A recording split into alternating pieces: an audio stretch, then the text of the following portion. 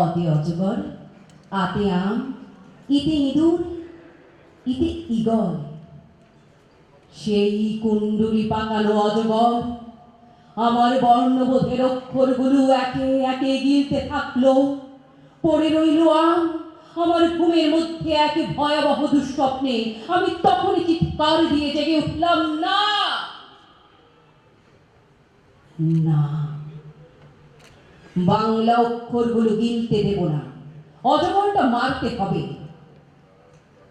আবুল বরকত রফিক সালাম জব্বারেরও ছিল ওই একই কথা।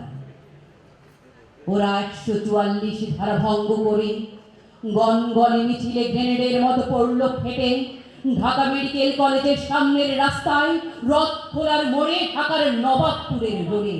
বাংলার দুর্জয় রক্তে স্নান করে উঠল যুবকেরা।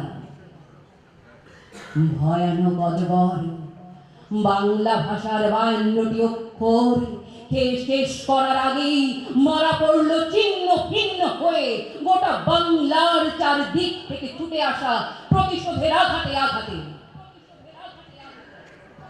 বাংলা ভাষার ইস্পাত কঠিন অক্ষরগুলো পারল না হজম করতে, মরার আগে উগরে দিল।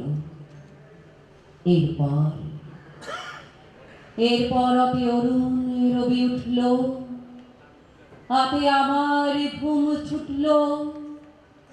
ঈদে ইলিশ মাছ নড়ছে।